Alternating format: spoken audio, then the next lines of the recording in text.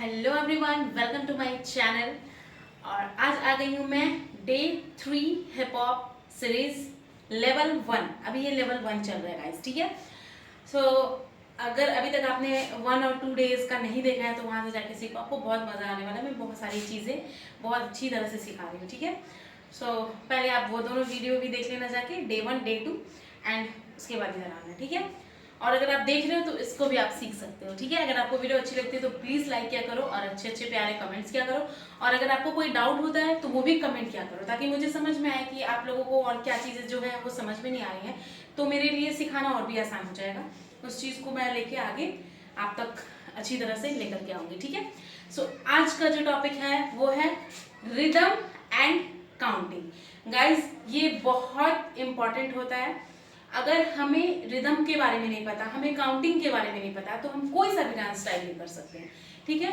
Dance हम लोग beats पे ही करते हैं, लिरिक्स चलती है साथ में, लेकिन बीट्स वेरी इंपॉर्टेंट, ठीक है। हिप हॉप अगर खास करके आप कर रहे हो या फिर कोई सा भी डांस स्टाइल कर रहे हो तो इसमें बीट्स तो बहुत ज़्यादा जरूरी है, ठीक है। सो सबसे पहले हम लोग रिदम को समझते हैं गाइस। रिदम क्या है? रिदम जैसे जस्ट आप धड़कन समझ लो, ठीक है। जैसे दिल की धड़कन धड़कती है ना, धक धक धक धक धक धक, तो ये क्या हो गया? ये एक रिदम है। इससे ये चीज मैंने आपको इसलिए एग्जांपल दिया ताकि आपको कंफ्यूजन ना हो, समझने में आसान हो। दिल की धड़कन धड़कने के टाइम पे ऐसा तो नहीं होता कि पहले वो एक बार ऐसे धड़कती है धक, फिर थोड़ी देर के बाद धक, फिर धक धक धक धक धक धक धक धक, ऐसे नहीं धड़कती है ना। उसका एक लय होता है, एक रिदम होता है, एक चलने का एक फिक्स टाइमिंग होता है जिसपे वो धड़कती है, ठीक है। एक धक और दूसरे धक के बीच का जो टाइमिंग होता है वही टाइमिंग सारे बीट्स के सारे धक धक के बीच में आता है, ठीक है। तो इसको ऐसे समझते हैं, इसको रिदम बोलते हैं। जैसे कि आप ट्रेन की पटरी देखते हो ना, ट्रेन की पटरी में ऐसे ऐसे लाइन्स लगे हुए होते हैं, तो वो एक फिक्स टाइमिंग पे चलता है, ठीक है। दिल की धड़कन से समझना बहुत इजी था, इसलिए मैंने आपको अच्छा एग्जांपल दिया। आप इसको समझोगे तो आपको बहुत अच्छे से समझ में आएगी, ठीक है। इसको बोलते हैं रिदम। जैसे एक लय में चल रही है कोई चीज, ठीक है। धक धक धक धक धक धक धक धक धक धक, ठीक है। समझ में आ गया? ये है हमारा रिदम। सो कोई सा भी सॉन्ग है वो एक रिदम पे होती है, ठीक है। और रिदम पे ही हम लोग डांस भी करते हैं, ठीक है। सो रिदम अब हमें समझ में आ गया। अब हम सीखेंगे काउंट। काउंट उसी चीज को हम लोग काउंट करेंगे, ठीक है।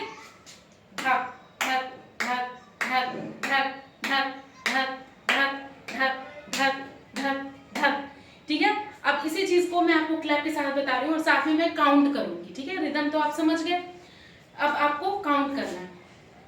1 2 3 4, समझ आया? फिर से काउंट करते हैं।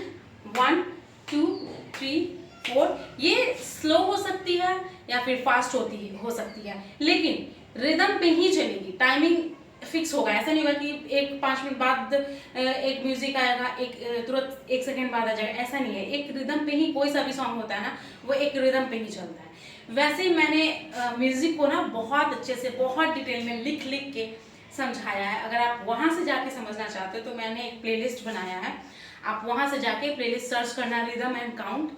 सो आपको वहां पे मिल जाएगा। आप उस वीडियो को स्टार्टिंग से लेके लास्ट तक देखना, आपके जो भी म्यूजिक से रिलेटेड है ना इश्यूज, वो एकदम सॉल्व हो जाएंगे। लेकिन यहाँ पर भी मैं आपको बता रही हूँ, इसको भी आप सुने। अगर आप नहीं ज्यादा डिटेल में जानना चाहते तो इसको भी आप देख सकते हैं, ठीक है। सो अब हम लोग काउंट करेंगे 1 2 3 4 5 6 7 8, ठीक है। 8 तक ही हमारी म्यूजिक चल रही है, ठीक है।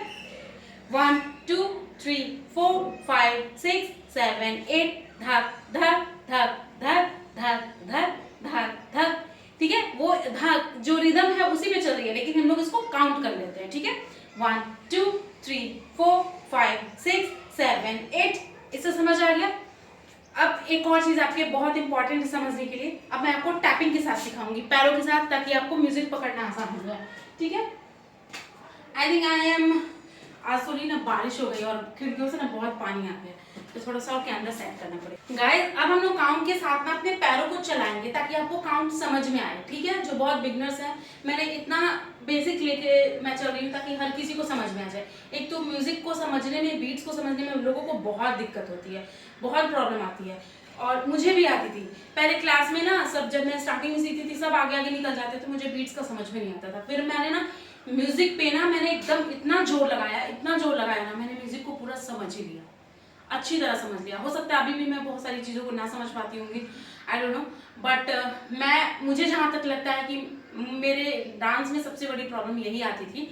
और उसके बाद मैंने सब कुछ छोड़ के पहले म्यूजिक को ही मैंने समझ लिया कि ये म्यूजिक का क्या सीन है, ये कैसे चल रहा है, कैसे सारे बीट्स पकड़ रहे हैं, कैसे ये लोग काउंटिंग कर रहे हैं, 1 2 3 and 4, 1 E and 2 E and, ऐसे लोग काउंट करते हैं ना। आप बड़े बड़े वर्कशॉप में देखना, वो लोग सिखाते हैं।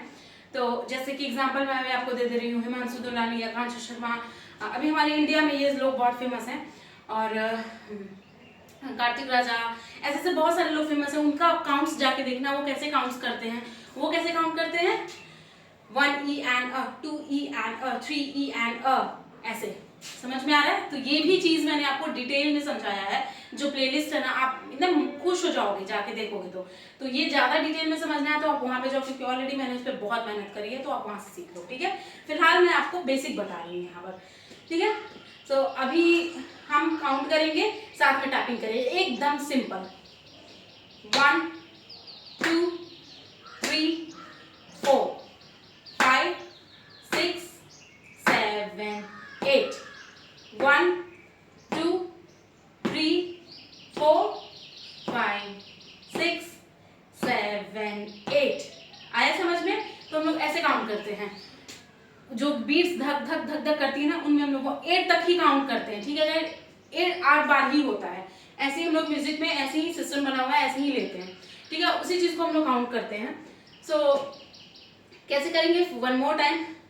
1। अभी तक मैं म्यूजिक पे क्लैप कर रही थी ताकि आपको समझ में आए, लेकिन पैरों से समझना इसलिए जरूरी है क्योंकि डांस में हमारे पैर चलते हैं, हाथ चलते हैं ना, तो पैरों से समझना जरूरी है, ठीक है। सो 1 2 3 4 5 6 7 8। अब इसको कैसे यूज करना है, क्या है रिदम, क्या है काउंटिंग, क्या कैसे समझोगे? हम लोग डांस में एक जगह खड़े तो रहते नहीं हैं, कभी कोई स्टेप करते हैं, कभी कोई स्टेप करते हैं, तो हम लोग वॉक करेंगे सिंपल, ठीक है। 1 2 3 4 5 6 7 8 1 2 3 4 5 6 7 8 1 2 3 4 5 6 7 8। काउंटिंग का क्या यूज है आपने देखा, इसलिए आपको काउंटिंग समझना जरूरी है। और कभी भी कोई सा भी डांस अगर आप हिप हॉप सीख रहे हो तो ऐसा बिल्कुल भी नहीं हो सकता है, हो ही नहीं सकता है कि आपको डायरेक्ट कोई कोरियोग्राफी करा दे और उसमें काउंट आए ही ना, क्योंकि हमारी कोरियोग्राफी भी एक रिदम पे होती है, काउंट पे ही होती है। बस वो हम उस गाने पे सेट कर देते हैं, इसलिए हमें देखने में समझ नहीं आता है, लेकिन सारी बीट्स, बूम, ये सारी चीज कैच होती हैं। हिप हॉप का मतलब ही होता है पूरा फुल ऑन म्यूजिक को एंजॉय करते हुए डांस करना, पूरा जितनी हार्डेस्ट बीट होती है सबको हम लोग कवर करते हुए चलते हैं। तो आई थिंक आपको रिदम और काउंट समझ में आ गया होगा। रिदम क्या है? एक सेम लय में जो म्यूजिक चलती है, धक धक धक धक धक धक धक धक धक धक, ये फास्ट हो गई, धक धक धक धक धक धक धक, ये एक रिदम हो गया, ठीक है। जैसे ट्रेन की पटरी है वैसे चलती है, वो रिदम हो गया, ठीक है। और इसी चीज को हम लोग काउंट करते हैं, 1 2 3 4 5 6 7 8। क्लियर? आई थिंक आपको बहुत अच्छे से समझ में आ गया होगा। सो मिलते हैं अपने नेक्स्ट ट्यूटोरियल में, तब तक के लिए बाय।